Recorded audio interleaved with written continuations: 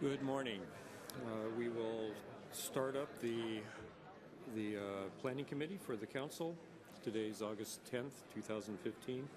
On the committee with me is Dan Hamill and Terry Borneman.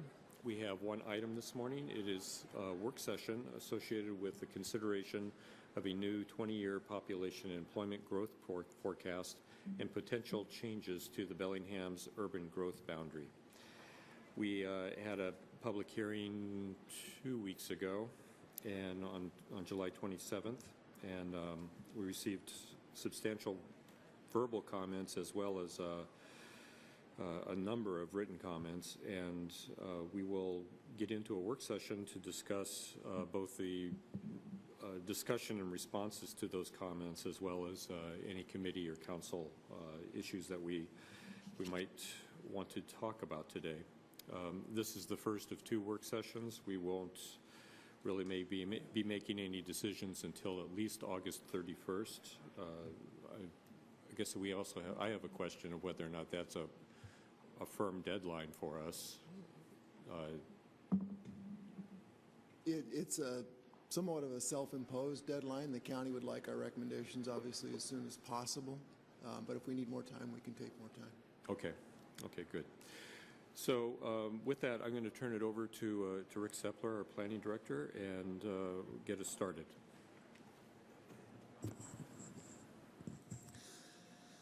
Committee members, we're before you today to update you on the process to date, to provide a summary of some of the key issues that have been identified, and also to clarify some of the questions that have been raised by community members and by this body. It's important to note that the issue before Council is to select the population forecast. And once the population forecast is selected, then if necessary, determine where, if it's required, to expand the urban growth area to accommodate the additional population. If population could be accommodated within the current boundaries, there's no need to expand the urban growth area itself. In doing so, primary determinants are population growth, and a result of that is carrying capacity of the land. Both cost and housing choice, although related, are not primary determinants. If you decide to expand the UGA, clearly those issues come into play. In terms of cost, we're required by growth management to do a capital facilities plan to show how we could pay for that expansion and accommodate the growth that's necessary. In terms of housing choice, our comp plan tells us we should look for a range of housing choices if we expand our UGA to meet the long-term needs of the city itself. So Council's Rick, role, yes. Can I interrupt for 1 second, because this issue about cost, because we are obligated to go and deal with the capital facilities plan. Yes. Are we not obligated then to really deal with the cost issues associated with growth in these new UGA areas? If you're not looking to expand your UGA, we deal with the capital facilities for the existing UGA, and we will be getting into that. That's part of the growth management update cycle. We have to revise our capital facilities plan. If you expand your UGA, if that's the recommendation to the county and the county approves, clearly we have to look with specificity, not only for the existing city and its UGA, but for that expanded area. Do we have an obligation to understand our existing UGAs and the costs associated with those, whether or not, because I thought the exercise that we're doing with this update is to determine not only new UGAs, but also the legitimacy of the existing UGAs, whether or not they are appropriate for inclusion into the city. Right, and that's forthcoming. The process we have, the update process, is you look, you say, as a baseline, your existing capital facilities, are there changed circumstances, are there increased costs, and how do they bear? At this point, we start with the operative assumption that our existing capital facilities plan has met the needs, and we look a little closer at the changes that have occurred and say, do they need adjustment to make that happen? So I guess the question would be, is one could consider cost in terms of expanding the UGA at this point that would frame your decision, and the totality of the cost ultimately before you adopt an update to your comprehensive plan.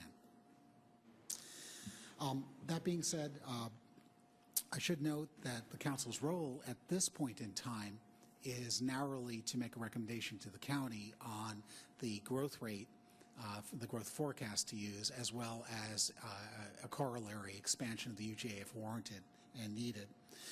We do have an extensive record on the matter. Council has been provided a summary of key issues. We'll be going over that. That's not an exhaustive summary. That does not replace a review of the 99 letters we have in the record, and the testimony was provided at 4 meetings of the Planning Commission. That's all for consideration. But it is an attempt to focus some of the key issues associated with the matters before us. In addition, it should be noted that our public process, this is just a component of the public process, one component, but it's an ongoing public process as we look at other aspects of the comprehensive plan and its long-term future. And we will be having other opportunities to comment that in a variety of styles and formats. For this matter, a contested matter with strong opinions, it's been a fairly formal process, but I do believe, as you'll hear, there's been fairly good and respectful articulation of the positions on both sides and the concerns that have been raised. That being said, in sequence, I'll introduce Lisa, who will go through the comments received to date. She'll be followed by Greg, who will respond to some council member questions specific to the issues before us. And finally, I'll rejoin and close on some thoughts on the materials we've identified and process. Lisa? So while Lisa's getting ready, I guess one other question that I had to do with how long would we establish an open period for written comments? Do we want to have that cut off on August 31st? Or are we going to have our work session and then have people be able to comment on that before we actually make a decision, one form or another? The challenge often on that is if you keep it open through the 31st, the folks will say you haven't had a chance to review the materials. And if you're looking to get all the materials beforehand, you might want to establish a date prior to that so that the council committee members would have a chance to review them most thoroughly. Again, folks still can avail themselves of open comment. It's a legislative matter at the council meeting both tonight and on the 31st. So should we maybe establish a cutoff, say like August 15th or something like that? I think that seems a reasonable time. Certainly be able to reflect on your discussion to date, any new materials that have been identified into the record. And I think it's a fairly good record, and clearly council, before taking action, will need to review all of the written comments and review the recommendation from the Planning Commission. Okay, before you start, Lisa, why don't we just deal with this and get this off the plate? Friday is August 14th. Do you want to have it 5 o'clock on Friday? Okay. That seems reasonable if Is it that works okay for with the council. committee? Okay, so we will do that then. So written comment will be open until Friday at 5 o'clock. All right, Lisa, you're on. Good morning, Lisa Poole with the planning staff. I just wanted to briefly go through a summary of all the key issues that are located in the comment tracker that has been provided in a binder in council's office as well as online and emailed out to you. So the Planning Commission and the City Council process to date, all of the written comments have been forwarded to the Commission and Council, and public comment was taken at each meeting. As we stated before, all of the individual letters are available online and in that binder, and we encourage everyone to read the full letters. So we did hold 3 Planning Commission work sessions as well as 1 Planning Commission public hearing on June 11th, and that's when a recommendation was forwarded. And we also held 1 City Council public hearing, and that was on July 27th. Okay. So the first key issue is urban growth area expansion, and in general, the 3 areas that we were looking at for requests from property owners were 210 East Horton, South Kitech, and South U. And those were the comments that were forwarded for specific areas. And per the Planning Commission's request, staff analyzed alternatives B and C includes the South Kitech expansion. And staff indicated its preference on June 11th for alternatives A and B, and neither of those alternatives include expansion for various reasons that are located in the June 11th staff report. The next key issue is housing affordability. The assertion is that housing affordability is an issue in Bellingham, And the city does concur with this and has implemented several strategies such as the chat recommendations, providing financial assistance to develop and operate low-income housing, as well as our upcoming code updates and strategies that will be included in the updated comprehensive plan. The next key issue is housing choices. And as Rick stated, housing choice can be considered a criterion for population forecast when expansion is warranted. And our projected mix, we feel, supports the comprehensive plan and goals and changing demographics, including an older and more diverse population, smaller families, and our robust student population. Our upcoming code updates for the accessory dwelling unit ordinance as well as subdivision ordinance will offer additional options, and we'll include those policies in our comprehensive plan. The next key issue, environmental impact statement, is needed to analyze the impacts of additional population.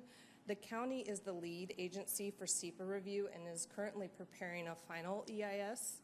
The city makes a recommendation to the county on the projections and the UGA boundaries, and these recommendations are not subject to SEPA review.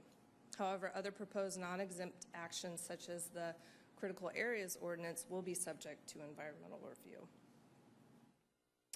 The waterfront, there were various comments regarding the waterfront, and we'll just note that the sub-area plan was approved in 2013, and the changes to this plan aren't anticipated as part of the comp plan update process.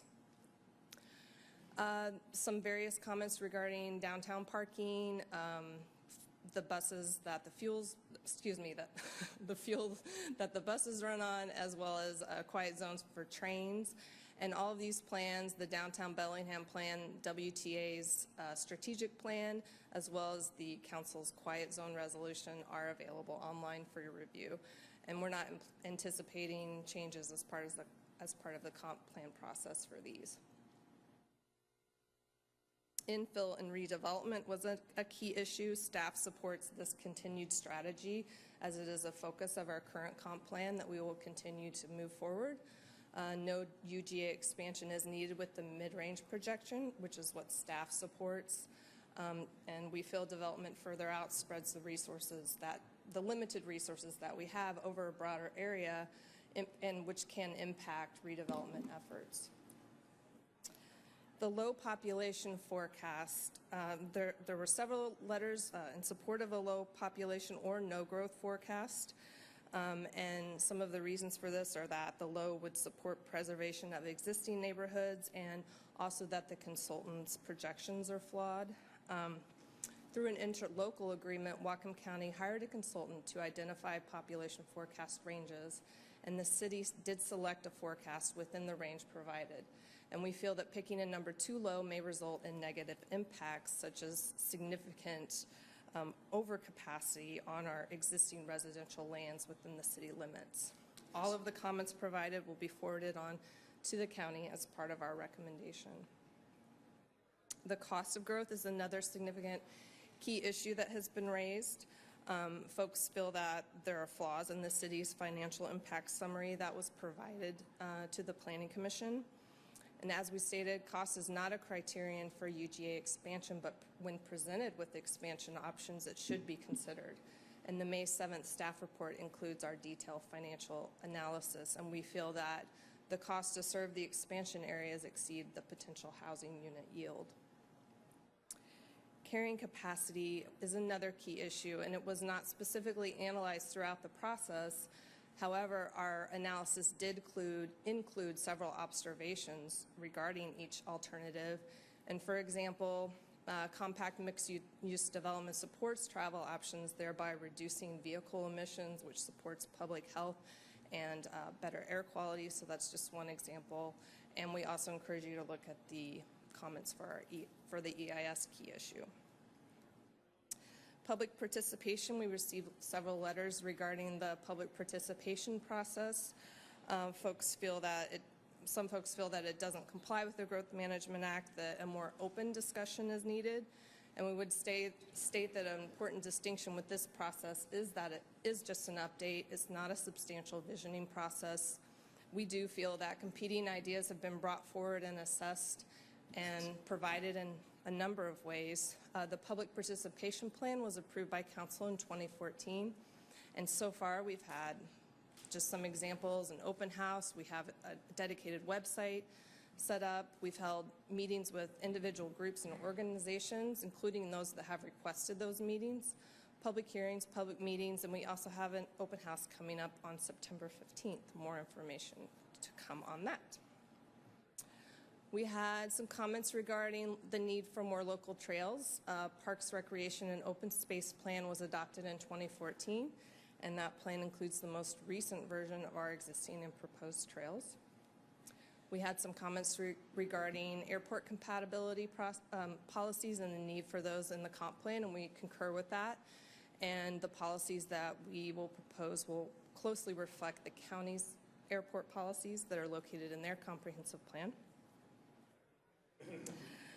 The next key issue is support for the high population forecast. And folks felt that we need to be ready when people move here and that it will provide significant single-family housing options. Expanding the UGA to provide housing is not a criterion for population projections. However, if expansion is warranted, housing types can be considered. A forecast that's too high could result in allocating resources unnecessarily or in the wrong location. And staff feels that the mid-range represents the least risk. We had some comments regarding the Barkley Urban Village, and although we don't have an adopted urban village plan for Barkley, it does function as an urban village in many ways and may need to have a specific urban village plan in the future. And we do anticipate a new implementation strategy for these urban villages in our comp plan, and incentives for urban villages are currently under consideration by council. The next key issue is UGA reserves and UGAs that include existing development. We will state that much of the existing UGA is developed, and there are significant urban service cost issues with these areas. And in our comp plan update and through this process, we will identify some potential solutions for these areas, including those listed there. Specifically, local improvement districts might be a good one to look at. Existing UGA boundaries, there's a lot of support for keeping the UGA boundaries where they are, and staff supports this. Through our June 11th staff report, you'll see our analysis and our criteria for supporting that. Belden Acres, these are some properties along Larson Road, and several property owners have indicated that if the South Kitech proposal moves forward for inclusion in the UGA, that they be excluded from that proposal. Staff and Planning Commission have already developed the recommendations, but council can develop different recommendation which would exclude these properties. Last few, the June 11th findings of fact, whereby the Planning Commission indicated their recommendation for the high population projection, which would include South Kitech and South U Street. There were some assertions that those findings are flawed, and staff and the city attorney have reviewed those, and we feel that it adequately represents the Planning Commission's discussion and that it's compliant with GMA. The last comment is that an additional library is needed in the north part of the city.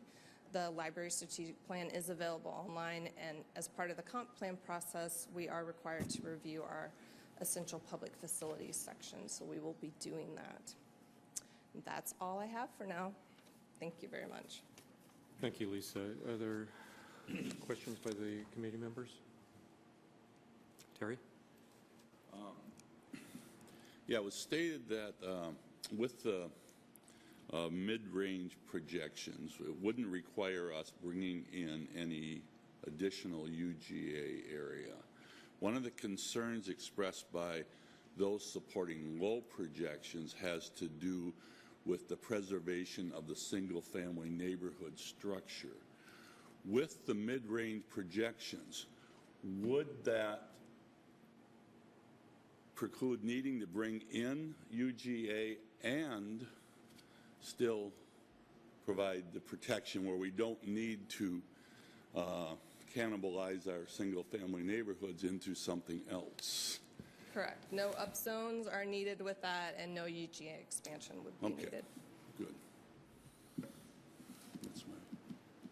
Michael?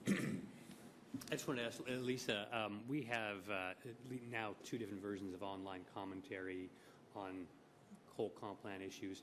Is that commentary in this comment tracker? Is that feedback in here? It depends on the date. The comment tracker is from December 15th, 2014 through July 16th, 2015. So if there were letters received after that, they're listed as individual letters. All the letters are located on our comp plan update. I'm not webpage. referring to letters, I'm referring to the online commentary. Oh, the Engage. Bellingham and the new version. Yes. Will that be summarized if it's not summarized in here? Yes, it is summarized and it's located on our update webpage right now. The Engage Bellingham, Yeah. yes, Okay. information from March through July. Is that in a digested form that the council will receive? Do we need to go online to see that? I don't believe I individually sent it to you, no. Yeah. So it's online. I guess I was specifically interested in the carrying capacity issues. And is there a way that we can get into understanding what the overall carrying capacity for Bellingham is in its current configuration? I had some questions associated that I had written and submitted to you last week, and I guess it kind of touches on that. But because you brought it up, I don't know if this is the appropriate time to talk about it, or if you want to do it later. Well, Chris Behe is here. He was going to go over those questions that you submitted, Jack, that had to do with the numbers. So, and he's the best person to talk about the land capacity analysis and how that work was done. Okay, so we can defer on that one? Yeah. Okay. Down for now. Okay, any other questions or comments about Lisa's presentation? Okay. Thank you. Actually, Jack, I have a Yes, question. Michael? I don't know if it's about her presentation, but she said 2 things that confused me. You said cost is not a criterion for UGA decisions, and you said expanding the UGA for more housing is not a criterion. What do you mean criterion? Because then you immediately talked about how those factors can be considered and are part of the process. So I don't understand what you mean when you say not a criterion. Yeah, if I might respond. Thank you. In general, the way GMA is structured, it's you select your population forecast as most likely based on your review of it. You then look at your existing urban growth area and say, can it accommodate it? Then you use those issues involving cost and housing type to determine where best to expand. So essentially, it's a causal thing. We do assess the overall UGA without expansion as part of our capital facilities plan. The requirement is we have to pay for all the infrastructure. In doing so, for the comp plan, it was current when adopted. We will be updating that. But what we meant to say is one doesn't come in and saying we need a lot more single-family homes, so let's go look for a place to expand to do that. That would not survive scrutiny in terms of expanding a UGA. That's as a reason. So it sounds like a cart and horse issue. It is a cart and horse issue. And the horse is projecting is a population number, and then we go and we figure out the cart. What if we determine the cart is too heavy for the horse? I mean, is there a way to go back and add or subtract horses? It does get a little murky because one can talk about one of the reasons what you might adjust your population number is because of concern of cost or being able to have adequacy to plan. Although it becomes, again, you get the cart and horse issue over and over again. Certainly we consider it. Certainly it's been part of the testimony. We don't dispute it. But what we're saying is the established criteria is you look at population first, then look at area to accommodate it, then you come back and revisit it, looking at the cost on it. And it might temper because in our case, as staff looked at areas to expand, we basically came up and said the only 2 areas that are available to expand are South U Street and Kitech. And the very first thing you do then is, well, what's the relative cost of expanding those areas? That's why we asked for the cost studies. And in doing that, the Kitech properties were less expensive to the community as a whole, dealing with deferred maintenance, than the South U Street, and that's why the recommendation followed. So I guess if that thread is a good example of how it sort of is iterative, it is certainly, you can't say you don't consider it when you deal with these decisions. It's a tool, but the very first thing one says is, can we accommodate the population we think is coming within our area? If we cannot, we look a little further afield and we use cost and housing type as a determinant to help decide where to go. Okay, so when you say it's not a criterion, what you're really saying is it's not a leading and initial consideration, but it can come back in later. In the discussion. Absolutely. Thank you. And we're not just saying don't consider it. It's just understand the hierarchy. Start with that first question, because often communities are say, would respond, we don't need to expand. We have adequate capacity there. You're done. If you have adequate capacity, you don't have to go any further. Okay, Greg, you're on. Good morning, Greg Ockett, Planning Department. Councilmember Weiss submitted a number of questions for staff, about 15 or so, and we were going to run through those briefly. Several of them had to do with the numbers, both numbers from our current comp plan and UGA acreage figures and so forth. I think I'll ask Chris to come up and run through those with you, so we'll take care of those first. We did hand out a sheet to the council members that is a summary of the information that Chris is going to talk about, so you have that information with you. There are a lot of numbers on this page. Everybody got it? Okay. Chris? As Chris is teeing up, just to clarify, and I want to make sure I was on point on this, if you do have population that exceeds your capacity, you need to expand. In essence, if at the end of the day you pick a high range number and that's more folks than we can accommodate, and you don't see a plan or the ability to upzone to accommodate within the city, you need to expand your city's UGA. So just to make sure we have the counterpoint to, if you don't see that occur, you don't have to expand. Thank you. Well, as a hypothetical, how does Seattle deal with it if they don't have lands available for UGA expansion? Infill and increased density. Okay, so that's also the opportunity for There's us. always an opportunity. You could say we don't wish to increase our UGA to accommodate increased range. We would have to increase density as an upzone. Good morning, Chris. Good morning. Chris Behe, Planning Department.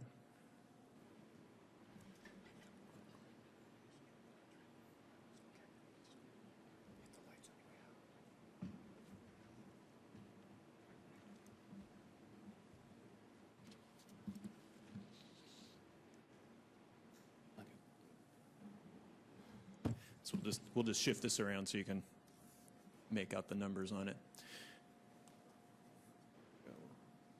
Just a little bit. Okay, so as Greg indicated, there was a variety of questions, and we just picked this sheet just addresses 3 of them that dealt specifically with land capacity, urban growth area acreages, and infill numbers, both comparing and contrasting the 2006 adopted plan and then our 2013 land capacity analysis, which is what we're using for this current update. So the first question, what are the unit or population assumptions for the 2006 plan, the urban villages and citywide infill, and does the citywide infill assumptions include changes to any single-family zones for inclusion or for some or all of the toolkit housing forms?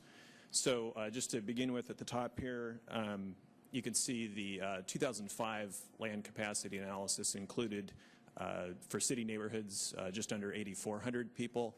For and these are this is the growth component, not existing population. For urban villages, which at that point they were proposed urban villages, we hadn't adopted any urban village plans at that point. About 8,500 folks. The unincorporated urban growth areas at that point, just under 6,000 people. And then the 5-year review areas at that point that we were reviewing, there was a variety, including some that went up the east side of Smith Road and other areas around like the Bear Creek drainage. I just listed the ones here that actually were subsequently included into our urban growth area, those being the King Mountain area and the Queen Mountain 5-year review areas. And those were just over 3,000 people. So we had a total capacity of 25,800. And another thing to bear in mind was we were doing this in 2005 and 6. The planning period actually began in 2002. It was a lengthy process. So we were looking at about a 16 or 17-year planning period at this point. So just have that in the back of your heads as a number. The 2013 land capacity analysis assumes 17,700 people in city neighborhoods, the current configuration for city neighborhoods, which again is quite different from the 2005 picture. and I'll go over that in a minute. Urban villages, we now have a variety of urban villages that have gone through the master planning process, and we're counting just under 12,000 people in those for future growth. And then the unincorporated urban growth areas, which are significantly smaller now because we've annexed a lot of those, 3,500 people, for a total of just under 33,000 is our best estimate for a 20-year growth capacity. So again, you can see there are some similarities. There are also some remarkable differences between those numbers, and I'm going to go through some of the changes both in the methodology and in the geography, if you will. So what's changed in the last since that 2006 planning period. So the methodology itself, the city did its own land capacity analysis in 2005 and followed the recommended DC-TED growth management kind of cookbook approach. The county then, in concert with all of the smaller jurisdictions in Bellingham, adopted a similar methodology for the 2009 County Comprehensive Plan update. And then this current 2013 land capacity analysis is also a county-wide analysis being managed by the county, and all of the cities like Bellingham are participants in that process. The methodology is very similar. There are a few differences, one of them being that wetland buffers for residential areas are not counted. Wetlands are, but wetland buffers are not, and that's in areas where clustering is allowed. And so looking at the last go-around and then the current methodology, all of the different jurisdictions looked at what's actually been built in those zones versus what was estimated 7 or 8 years ago, and realized that we were overcounting the wetland deductions, that the buffers were, after we had subtracted buffers, with the clustering, you still couldn't get to what people were achieving. So they removed those to reflect a little bit closer to what people are actually being able to build out there. Another key difference is that the city's 2005 analysis included a 15 to 25% market factor to account for lands that would not develop or because of ownership decisions, or were difficult to develop because of parcel configurations, or whatever the difficulties might be in those individual situations. And then on top of that, they took out an additional 15 to 25% safety factor. This was kind of a holdover from the 1995 comp plan and its land capacity analysis, and it was controversial at that point.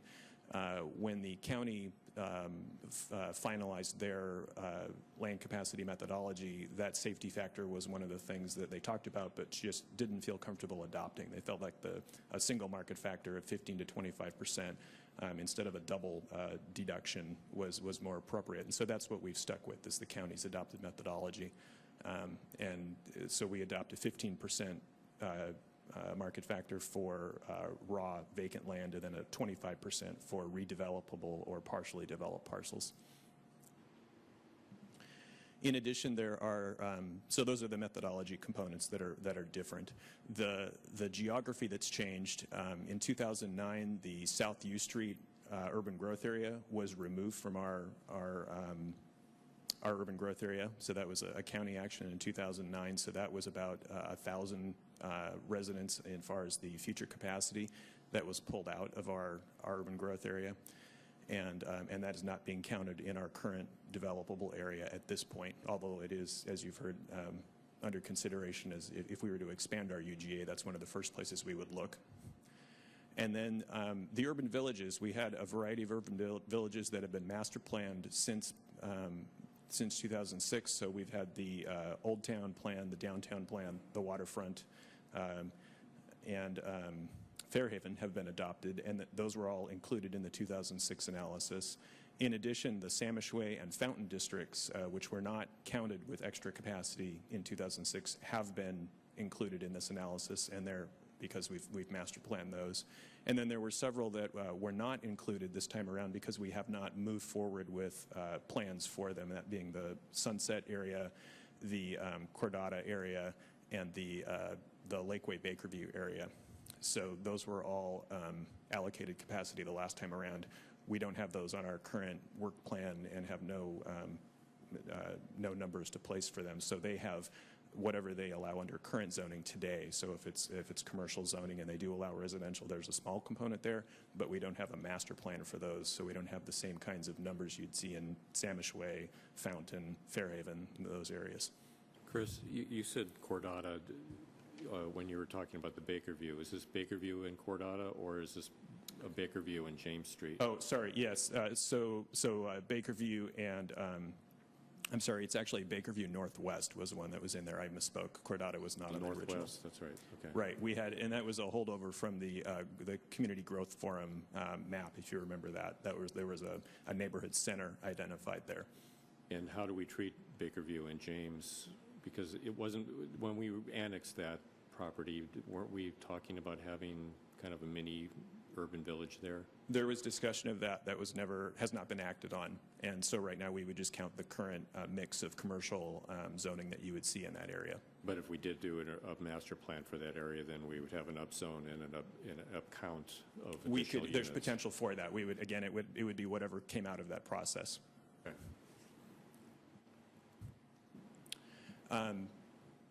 Okay, so that outlines for you the basic differences between those that is the basic explanation for the differences you see in these numbers here. And again, the most remarkable difference you see is the 17,000 going into city neighborhoods as opposed to 83, 89. And again, the market factor assumptions, an additional 25% deduction that we're not counting is a big part of that. And then I'll show you on this map, just bounce out to this for a minute.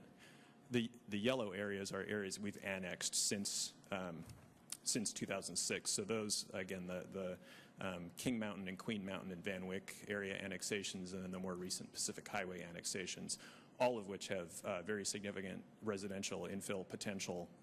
Those would have been in that urban growth area total the last time around, and now they've flipped over to the city neighborhood total because those are new city neighborhoods. So that's the large part of that increase.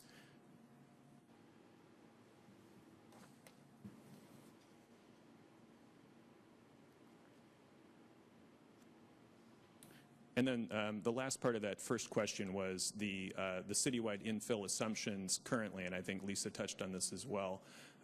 We currently would just count infill toolkit options where they are currently allowed, so that's really not included in the single-family zones at this point. It would just be in the multifamily zones. But if we were successful in as we go through with the ADU modifications, that there's a possibility of having additional infill counts. There could be some additional capacity there. We just, in our current analysis, that we have not counted that. Okay. So the second question addressed here is looking at what is the percentage of acreage of residential land in the city in the urban growth area for single family, for multifamily, and for mixed use zones, and what are the unit count capacities for those, and do these numbers assume that any future zoning or land use changes, such as the current effort with the ADUs? So that last part there, we just addressed that. We had just assumed current zoning for all of these areas. And if you flip your handout over to the back side, so the citywide total incorporated city of Bellingham right now is 17,600 some total acres. We have just over 7,600 residential single-family acres, or about 43.5% of the city, with development potential for about 3,600 new single-family houses. The residential multi-zoning is about 2,700 acres, which is about 15.5% of the city, and we have a capacity for about 3,300 new housing units there. And then the mixed-use zones, which include all of the urban villages, and then there is some additional mixed-use zoning up at the north end of Cordata in the Barclay Village area, and a little bit in the West Bakerview corridor. That's 1,300 acres, or about 7.5% of the city, and we estimate about 8,500 housing units is the capacity for those areas. And then in the unincorporated urban growth area, which is about 5,300 acres, there are about 2,000 residential single acres, which is just under 40%, with a capacity for about 1,200 new housing units. The residential multi, there isn't a lot of that. It's 337 acres, with about 6%, which is about 6% of the growth area, and about 330 some new housing units there. The residential multi-zoning, the way that we figured this is there's a small acreage in the northwest part of our urban growth area, just beyond the Birchwood neighborhood, that's actually got URM, or a residential multi-designation. And then the rest of that zoning is about, we're counting about 25% of the URMX zoning, because you can have up to 25% multifamily housing in those URMX 6 to 10 and 6 to 12 unit per acre zones. So it's kind of a hybridized acreage figure, but that's how we split that out. So Chris, on like the North U Street Road UGA area, because there's such a wide variation of unit count on the underlying zoning that the county imposed on us, what assumptions do you make on something like that? You know, when it's a 6 to 24 unit count or per acre. Right. So the 6 to 24 zone, that was actually the what we now call the King Mountain neighborhood. There were areas that were zoned in there. The the North U Street area, there's 6 to 10 and 6 to 12 units per acre there. All of those, both the former URMX areas that we've since annexed and are now part of the King Mountain neighborhood, or the over by Sunset, or Pacific Highway, rather. And then also the remaining unincorporated urban growth areas. When it's the URMX 6 to 10 or 6 to 12 or 10 to 24, we've adopted in the analysis the low end of that spectrum, just based on past performance. So, and a prime example of that is the subdivision going in on King Mountain right now is in a zone that is 10 to 24, or excuse me, it's 6 to 12 units per acre, and it's being built out with 7,200 square foot lots. So that's just, again, based on since 1997 when that zone was created. That's based on the history of what's been built there. Okay, that's good information. Thank you.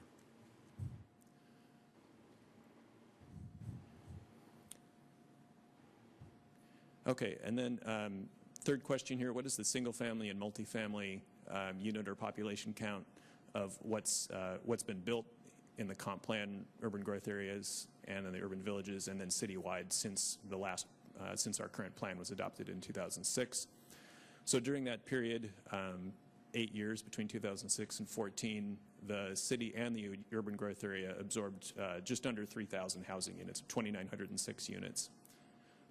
Of those, 1,430 were single-family units, so about 49%, and 1,475 were multifamily, so just almost 51%. The city neighborhoods absorbed 766 single-family units and about 400 multifamily units, and in the unincorporated urban growth areas, it was about 665 single families and just 12 multifamily units. And those 12 multifamilies, it's a series of fourplexes that were built in one of the plats. And then the urban village areas have absorbed just over 1,060 multifamily housing units broken out, as you see listed there. Downtown, 660, 209 in Fairhaven, 151 in Barclay, and then you can see the others, just a few. Old Town and the waterfront have not had any at this point. Chris, when you look at the toolkit housing forms that we have, how do you address like small lot houses or cottage houses, which are pretty much single plat type of homes? Are they considered to be single family, or do you look at them as a mixed or a multifamily use? The detached forms are counted as single family. So there's some it's kind of a gray area, honestly, from a land capacity analysis, and Bellingham is the only city in the county right now that's dealing with that as a really a potential housing form. So it's we've counted them as single family because they are a detached housing form. It's kind of there's the same kind of thing from the multifamily end when you get down into like the duplex housing forms or townhomes. A lot of those really are more characterized by single family kinds of occupancy. Yeah. And so it's kind of you get a blending in the middle. If we were to be super precise, we'd break it out even further, but it's hard to estimate reliably what's going to get built. And then the final question on this topic was, what is the average household size for single and multifamily housing since 1960 in 10-year increments? We're limited by some of the data that's available. An actual single-family, multifamily breakout of persons per household was only given to us in the year 2000 census. And for that year, there was a single family for Bellingham. The average occupancy was 2.51 persons per household, and then for multifamily, it was 1.75. So what we are able to give you is the average person per household from 1960 to 2010. And then there's also some other information that gets at the single family, multifamily breakout, but it's not an exact fit, and that's looking at the 10-year option, so persons per owner occupied versus persons per renter occupied. And as you well know, we have a lot of renter occupied single family houses, and then there's also a lot of owner occupied multifamily style housing with condominiums. So it's not an exact fit, but it does show you by large group a general sense. So you can see a clear descending trend in the average persons per household from 1960 through to 2010. And then you can see a similar decreasing pattern for the years that we do have the 10-year data available, from 2.46 down to 2.3 for the most recent census for owner-occupied units, and then from 2.07, a little bit less of a pattern. It's not really descending, it's just lower than the persons per owner-occupied unit. So the reason why I asked that particular question of you, Chris, and just seeing this for the first time this morning, this is about what I thought was the case, where household size in the 1960s, where everybody thinks about neighborhood character and our existing single-family neighborhoods. When they were built, they had large families in it, and they also had the impacts of what large families consisted of at that time. Since then, what we've seen is an average decrease in the size per household to now it's 2.18 on average. To me, it seems like we could go and increase the size of our existing city neighborhoods by 20 to 30% and still not even meet what the density was of population density in 1960. That's what I see off the table that you're presenting, is that we could actually go and increase the infill in our existing. And this speaks to your commentary earlier, but we could go without necessarily harming neighborhood character of 1960, which is when these homes were already well seasoned, because most of these homes are well before that. The population density of those neighborhoods were substantially higher than they are currently, and that is not really part of this discussion, but it certainly will be part of the ADU discussion and the infill toolkit discussion in the future. I just wanted to have this understood, because I think it's a very important point as we move forward. And we will be prepared to argue with them. Yeah. So thank you for providing that, Chris. Sure. Thank you.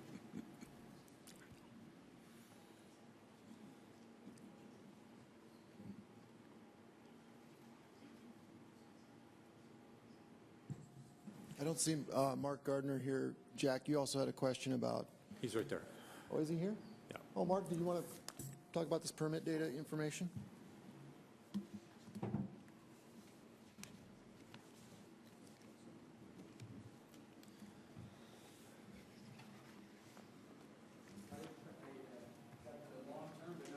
So let me steal yours. So this was just information that I pulled off the city's website, and the permit center maintains an ongoing count of units permitted, and the question is how many units were permitted of various forms since January 2014, and we've got data through July last month. So this basically is the breakout. There's some detail in the top part, and bottom I've collapsed them into single detached and multifamily and mixed use units. So that's the short term. I do have some longer term data as well, if that is of any interest. Not super visible, but anyway, from 2004 through middle of this year. It's the same sort of data, and I've got some charts, but I didn't make copies. I can certainly get those to you, or go right now and make copies. But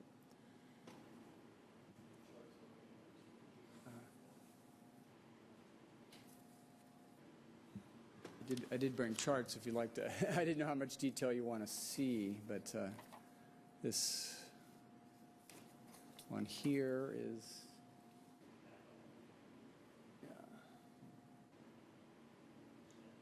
Aha, yeah.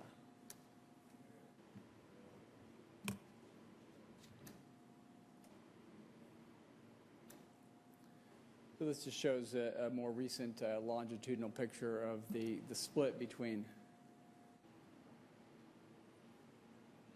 single, detached, and multifamily and mixed use. And so we're obviously seeing in the recession years very little building, but what we're seeing very strongly is some resurgence in single family, but a kind of a boom in multifamily units. And that I did kind of an informal literature review, and that's being seen in pretty much every urban area across the country, unless you're talking about an area that's still sort of mired in a semi-recession. But it's very common to see this, and there's pretty strong long-term projections that we're in a bit of a new normal in terms of there being more demand for multifamily of all sorts rather than detached single family. So there is some sort of a shift in demand going on, and we're seeing that in Bellingham as well.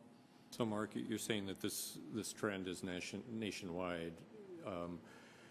I guess I consider that comment, and I consider a lot of the comments that we received over the last month in the Planning Commission for the last few months about how we don't have enough land for single-family housing.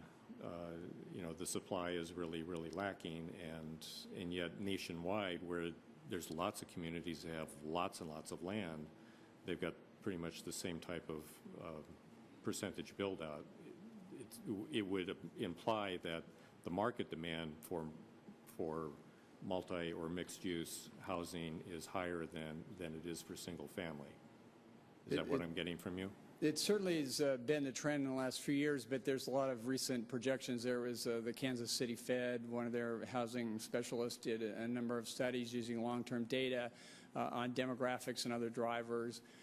There was also something for the Harvard Center for Housing Studies, and the third study was from the Brookings Institution, and they're talking about basically smaller family sizes, aging of the population, the kind of the hangover effect of the last recession, where you've still got some areas where there's a certain amount of distress in the housing market.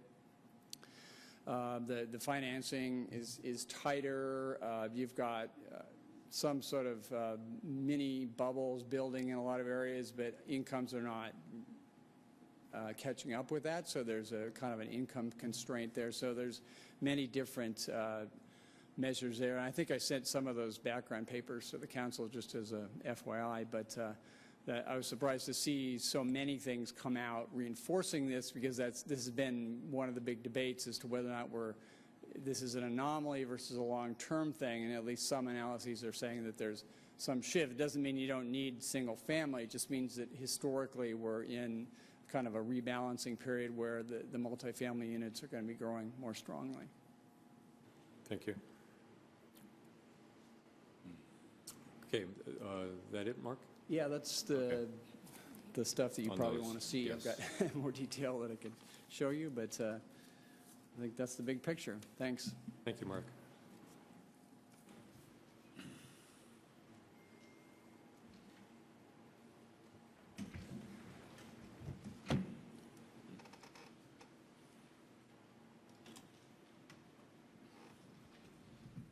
Oops.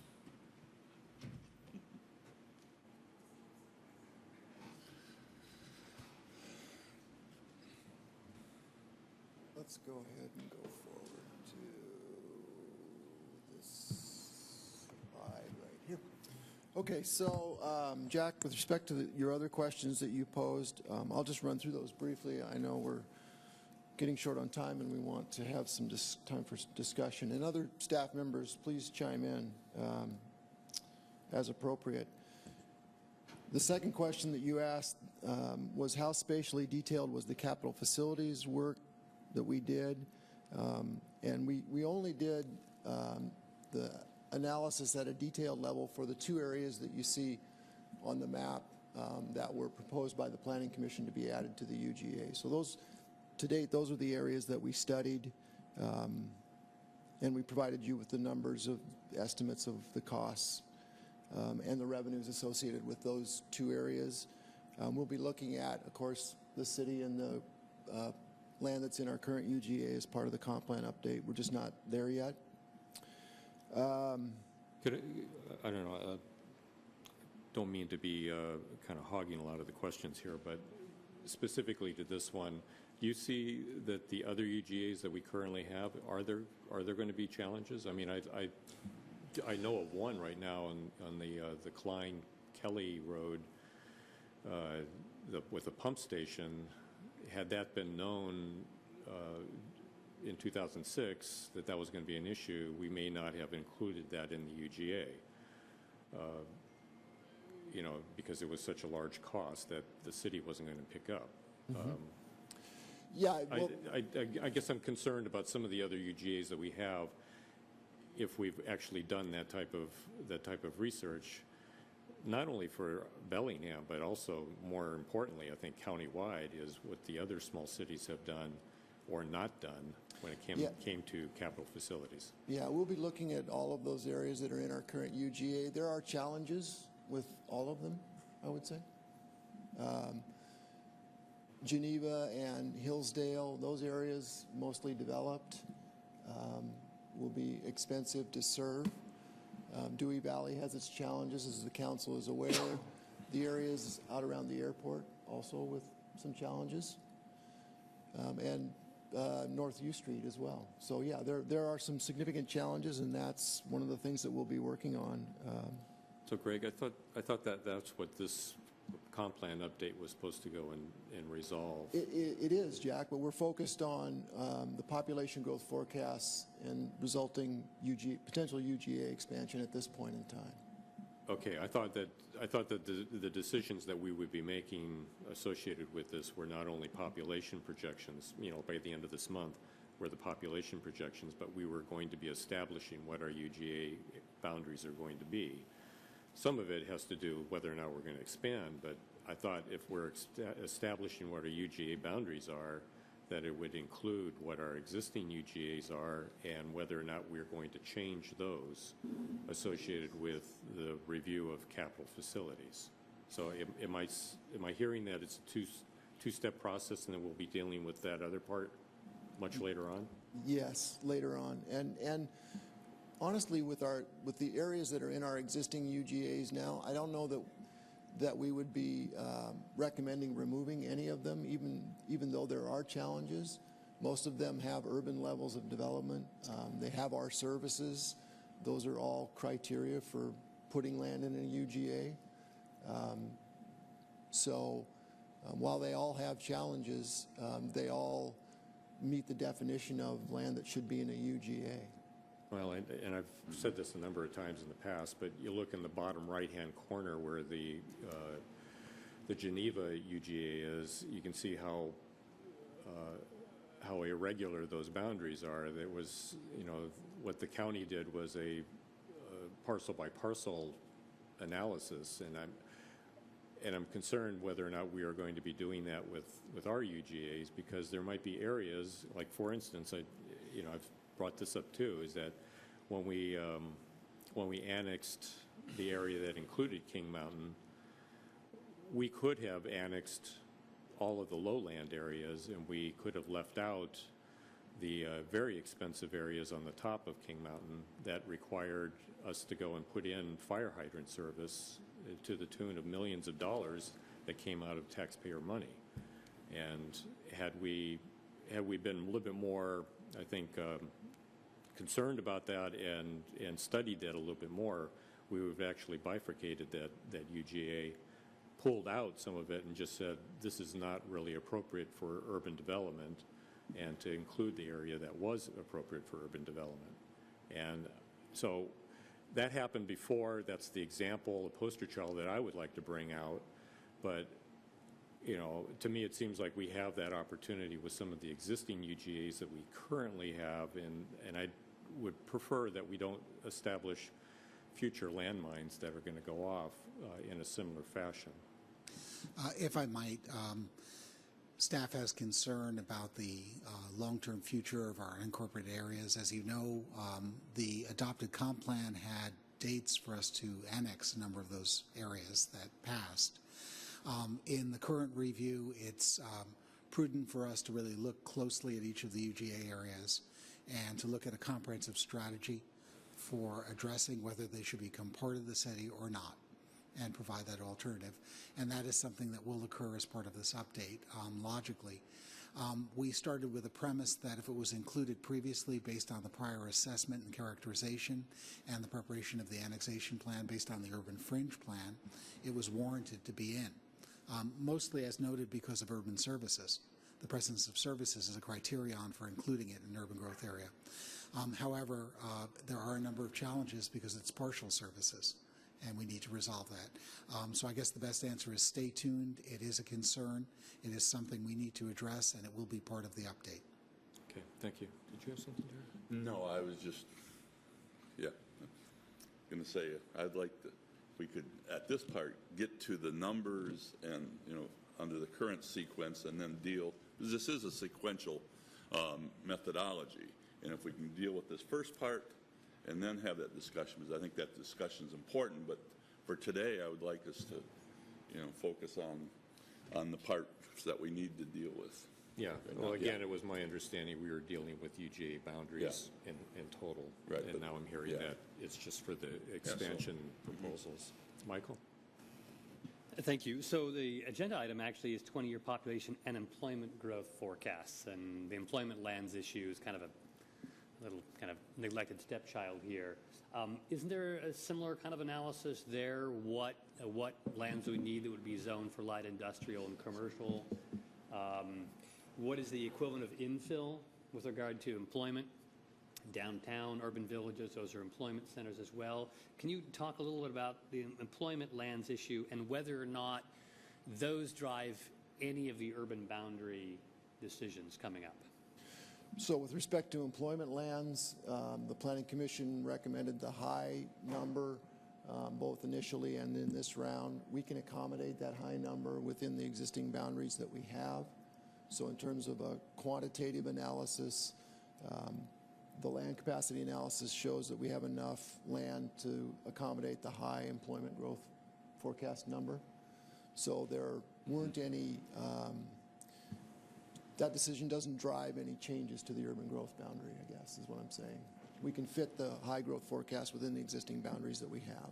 That sounds like good news, but I want to follow up a little further.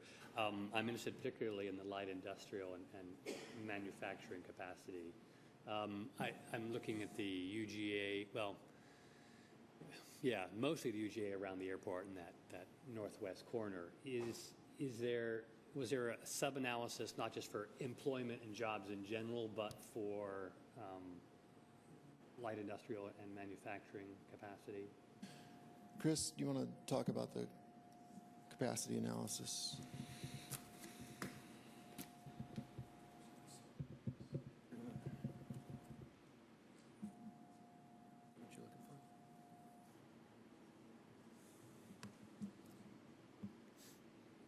There we go. This doesn't paint the whole picture, but it gets at some of it. So as Greg said, we did do the employment analysis in parallel, and the adopted countywide land capacity methodology has components for both residential and for the employment components. The same kind of iterative, subtractive, take away your critical areas, your constraints, your infrastructure requirements, and all of that. So it's the same methodology just for employment as opposed to housing forms. And so around and this is showing the urban growth area. So we have in the current UGA just under 5,000 jobs. A lot of that is the airport master plan area, and then the light industrial areas, which you see in. Let me see if I can get the mouse to work here. There is, again, some capacity up here. Again, as we've said, some challenges getting that activated, but once there is a sewer line up there, there's a fair amount of land that's developable or redevelopable. The Gateway Industrial Zone, which there is, again, a current annexation proposal that's been out there for a while. There are some traffic challenges, obviously, in that part of town, but once those issues are addressed, there is some capacity there as well. Not a lot in the rest of the east side of the city. There's a little bit of light industrial in the Dewey Valley area. There's a 24-acre parcel in the current proposal out there, and then north of there, there's an additional 10 acres, I believe, in the northern part of the Dewey Valley corridor. And then the light industrial between Northwest Road and I-5, and then out at what we call the Curtis Road area west of the airport. And then, of course, the area that is now, for the most part, in Lummi Tribal Trust ownership, but again, some significant capacity out there as well. The Northwest I-5 corridor and the Curtis Road areas are highly impacted by extensive wetland systems, but there is some employment capacity out there as well, just because it's a lot of acreage. So even if it's just 10 or 15% of it that's available for development, that still has a significant impact on jobs citywide. Is there an analog to infill and or up zones? I mean, you talk about residential density, urban village, an area to put greater residential density. Is there an equivalent in terms of commercial density? There is. Just like the urban villages are our primary infill strategy within the city for residential, they are also our primary infill area for jobs. If you look at the commercial and core areas for all of the urban villages that we've adopted, they have significant employment capacity. And so for the 24,000 jobs that we're looking at, I don't have the number in my head. I think it's close to a third of the jobs are landing in those areas. It's about a third or so that's landing out less than a third out in the growth area, and then the rest are spread around areas like our West Bakerview corridor and other commercial corridors around town. So those are definitely a strong component. And they also have, as you know from the waterfront plan, a mix of commercial and some industrial as well. So that was helpful. Thank you. Sure.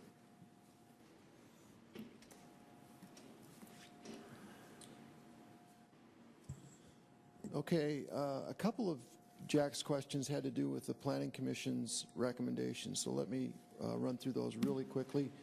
The first was, what are the potential pitfalls, number 3, of the Commission's recommendation to require property owners in the 2 UGA areas to assist with infrastructure costs? And I think from our perspective and from the Commission's perspective, what we were trying to do is make clear to those property owners that there are significant challenges with those areas, and there needs to be a plan to address them. And if there isn't, the council has full authority to not approve an annexation. And so I think the language was intended to do just that. Let people know that if these areas do get put in the UGA, there are some significant challenges, there are some issues that need to be resolved, and property owners need to participate in that process, or they're not going to be successful with an annexation petition. The other Greg, Yeah. participation meaning paying a partial amount of the no, infrastructure participation costs? it's not defined at this point, Jack. We don't know what the answer is at this point. So you're just looking at whatever the annexation, that we would include this, I'm just looking at the process here, that we would include the UGA in, and then the annexation proposal would come to the council, and at that time we do whatever horse trading there would be as far as what the overall infrastructure cost would be, and we would decide at that point whether or not that contribution was sufficient compared to the contribution that the rest of the taxpayers would Whether or burden. not the annexation was in the best interests of the city at that point.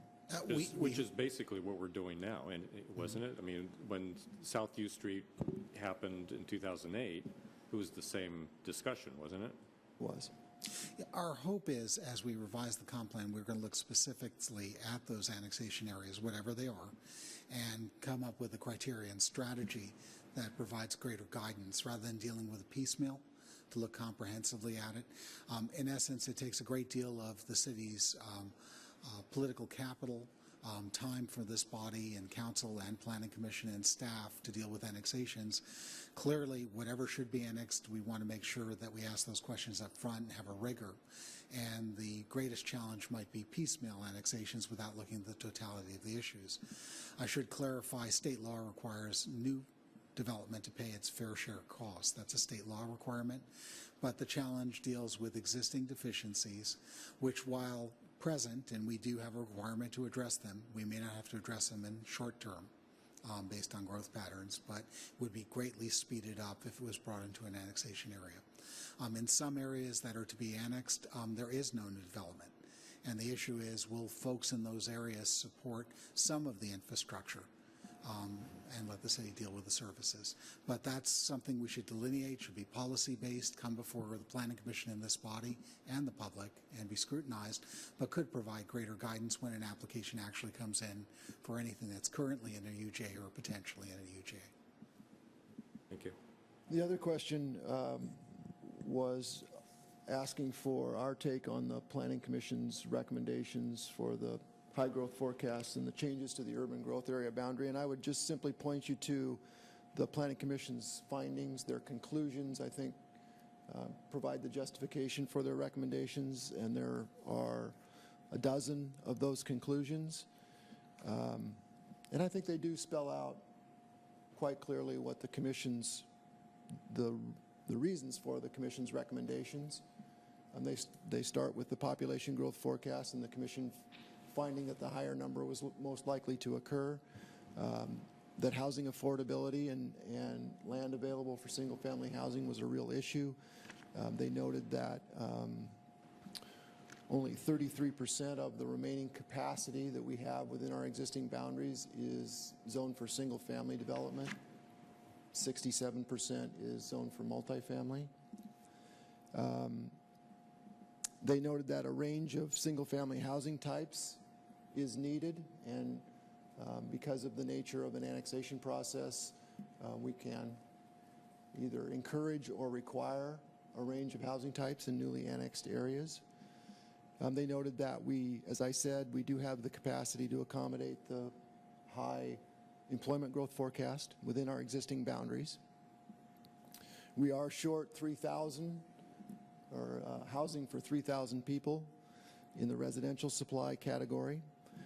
They looked at the Kitech area, the South Kitech area, and the South U Street area, and noted that those areas do provide the capacity to make up the difference. They noted that the U Street area, the South U Street area, had been in the city's UGA for a number of years. Property owners relied on that designation, as did the school district. As we just talked about, they noted that there needs to be a plan for how to serve these areas with the full range of urban services, and the property owners need to participate in that process. They noted that both areas could be appropriate for receiving zones for transfer of development rights. And they also noted that the changes to the city's UGA boundary that they're recommending satisfy the Whatcom County's criteria for comp plan amendments. I think that fairly clearly provides the justification for their recommendations, and Planning Commission Chair Ali Taishi is here and has agreed to spend some time talking to you about at least his process for coming to the recommendations, if that would be helpful for the committee. You guys want to hear from Ali or have questions of Ali? I don't have any questions. I've read everything, and I don't have any questions about it. Next question.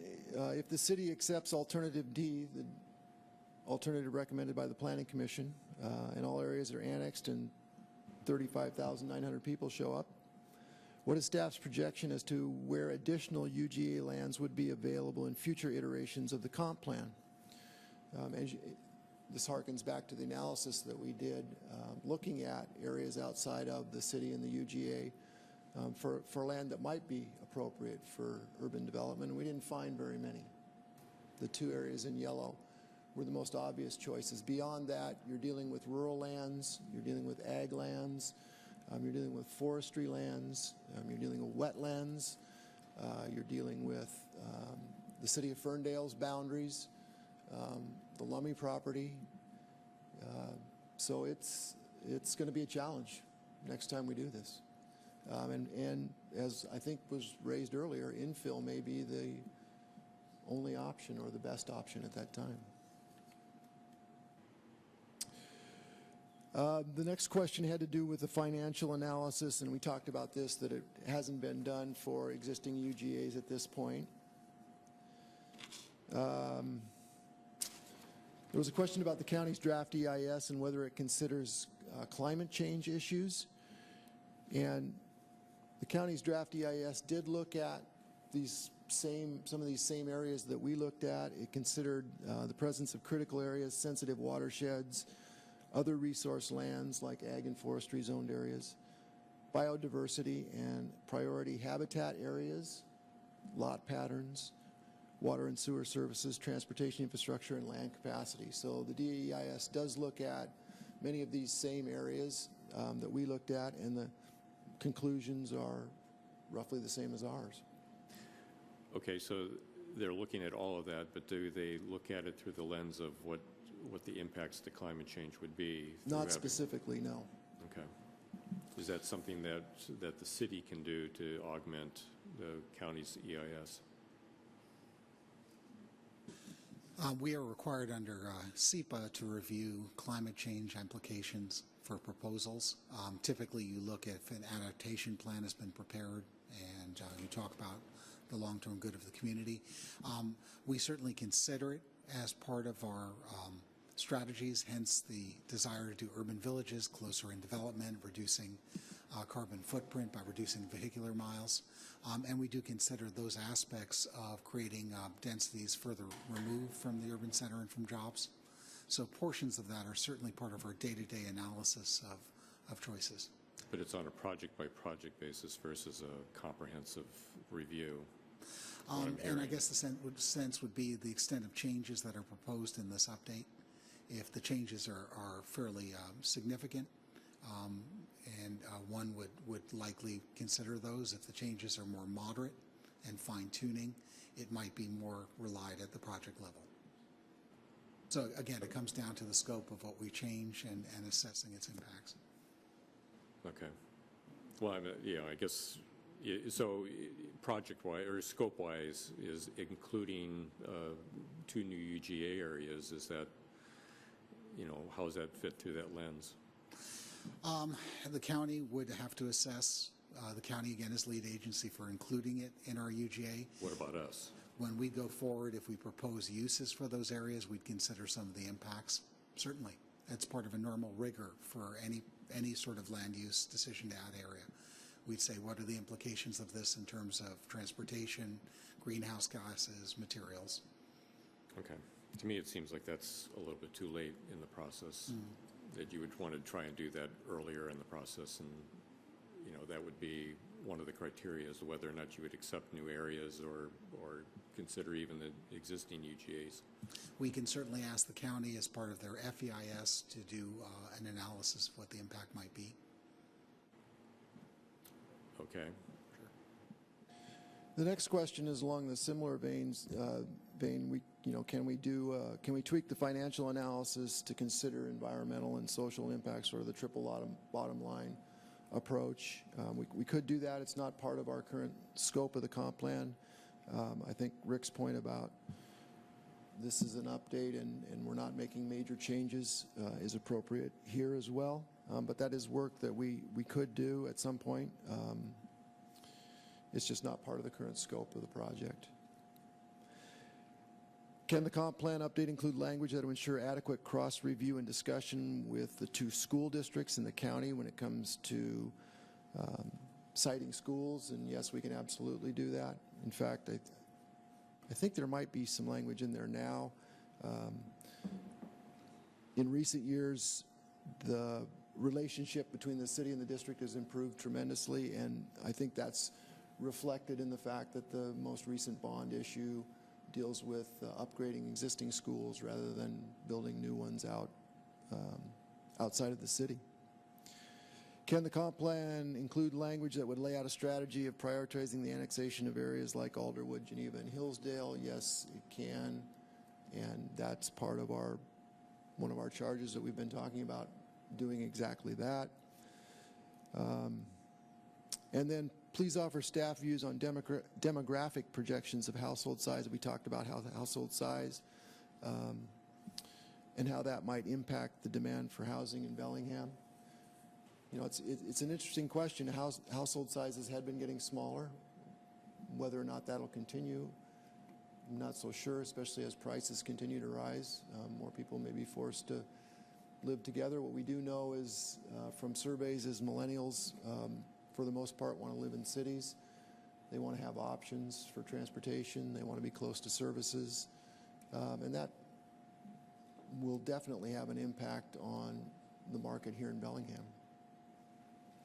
I think that's all of the questions, so we can just open it up at this point. Yeah, I would Questions, conclude discussion? just by Always you saying, if I might, you know, the nature of this issue allows that reasonable people can look at the facts and come to alternative conclusions. We've endeavored, and through a review of the record, I think you have a fairly good perspective on the issues that are there. I think they've been clearly articulated. I think the solution sets have been defined. I think your Planning Commission has forwarded a recommendation. I should note that they were subject to a number of comments regarding their composition and makeup and politicization. That's really not germane for discussion. That's not an issue. That's more of a political comment and perhaps can be considered through different means. But I think they have offered a reasonable basis for the recommendation. Staff has presented a number of alternatives for you, and we'd be happy to answer your questions as they arrive so that you can recommend to the full council an action, which is a recommendation in itself to the county. Okay, thank you, Rick. Okay, so based on our discussion, committee members, do you have anything that you want to offer up other than turning on the lights? Okay, yeah. I really appreciate all the deliberation and hard work that the Planning Commission put into this. But I also think, you know, Planning Commission advises we have to make the decisions of where we're going to recommend, and spent a lot of time looking at population projections and trends and other things, and I have to say I agree with the staff's recommendations over the high numbers. I could possibly get to the lower numbers, but I don't think that that would be the best route for us to go. You mean low low projection versus the projections. medium projection Yes, that the staff is recommending? that's why Okay. looking at everything, read everything that's come in, and I've read all of our other research and stuff. And for me, I come down to the medium projections. And with that, we don't need to add in any additional lands. It provides protection with our existing single-family zoning. And so I'm prepared at this point to make a motion that we recommend to the full council, or that we ask staff to draw up an ordinance for us to go with the medium growth projections and with our current boundaries. So if that were to be the committee's recommendations, It's actually a resolution, not an ordinance. Resolute, yeah. And we would need to prepare findings because that would be different Yes. than the Planning Commission's recommendation. So Right. we would need to prepare findings that we could bring back to you at your next meeting. That's what I would like to move. Okay, so we have a motion on the table. Dan, you want to speak to the motion or something else? I would agree with Councilmember Borneman that the median projection is the most prudent. It is what staff recommends.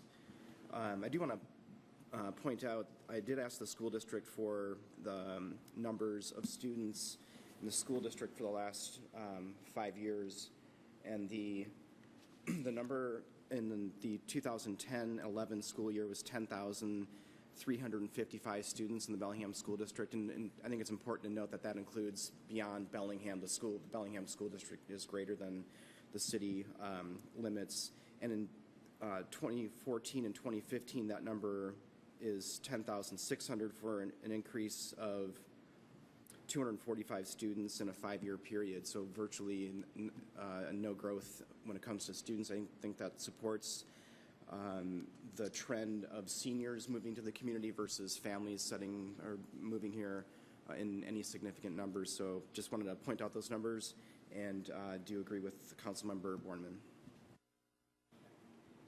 Michael? Just a little history. Not quite 2 years ago, when this city council tentatively adopted the high number for planning purposes, it was not, the discussion was never that we thought that was a more likely outcome. Instead, it was part of a deal or a proposal that if the city looked at a higher planning number, that could be part of reducing or constraining the population numbers in unincorporated areas in the county. That didn't happen. Instead, what happened is the county actually raised its numbers, not only for the cities, but raised the number of population for the unincorporated areas as too. So the whole reason we were willing to look at the higher numbers, the less likely higher numbers, is because it was supposed to be a trade-off. Rather than the trade-off, the opposite that have occurred, and perversely, by adopting a higher number, we helped to drive a mathematical formula that led to higher numbers being projected in the county's unincorporated areas, where everyone agrees we don't want to drive any more growth than necessary. So the original motivation for looking at the high number is gone, and so I think going back to the more likely planning number is probably prudent. Yeah, for me, a lot of the reasons why I supported the high number originally had to do with I think the realistic expectation of what the Growth Management Hearings Board had required of Whatcom County and the small cities and Bellingham, that we would do a fairly detailed capital facilities analysis. And what I'm hearing, while we may end up doing that as part of our overall process, I don't believe that the small cities are going to. And I feel like this whole thing is somewhat skewed now, where if we choose to go and have maybe a more realistic number than what we have approved last year as a placeholder, that I guess maybe the question I have for staff is, if we did choose something lower, as Terry's suggestion implies, or what the staff has recommended, what does that do to the overall balance of population count throughout the county and also the cities? If we end up saying that we're going to accept 3,000 people less, are the other cities or the unincorporated area going to go and try and pick up that 3,000, or is it just simply going to be lowered? Well, that's a decision that the county council will have to make, and I don't know what they will do. What they did with the preliminary numbers was they took all of the city's recommendations and added them up and assigned 15% to the rural areas, and so that total was slightly higher than the OFM mid-range number. So if all of the cities had selected the mid-range number, those would have added up to OFM's mid-range number, but all of the cities selected higher numbers than that, so the county just added them up, and it came to a slightly higher overall total than what OFM's medium range.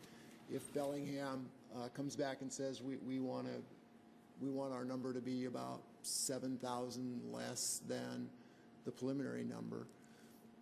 The county has options with, they can lower the overall number, which would bring it back very close to OFM medium, or they could assign that growth to one or more of the cities. It's their decision to make. I think it's unlikely that the small cities would be in a position to take even more since they've already asked for the high numbers, but I don't know that for certain. Yeah, okay. Knowing that we're going to be talking, I have a lot more to say about this, but realizing what the time is, I think what I'll do is just call for the vote and have the resolution prepared by staff, and then we can talk about it more at the next meeting for as long as we need to, and then vote on it. Greg, you had a point? I want to clarify, Terry, your motion, that include the medium forecast for population. Was that then the high numbers for employment? Oh, for employment, yes, the high for employment. Okay, that's what I thought. Yes. I'm sorry, I meant to include that. Thank you. Okay, so the motion on the table is to accept the medium projection, growth projection of is it 28,398 people, and continue to have the high employment projection. Yeah, it's 22,640. It's not on the table, Okay. but that's the number. All right, thank you. Then we'd have a resolution and findings of fact to support that at our next work session on August 31st. So any other discussion? All those in favor, say aye. Aye. Opposed? Okay, that's unanimous. We'll report that tonight as part of our work session. And any other business by staff? Okay. We are adjourned. Thank you.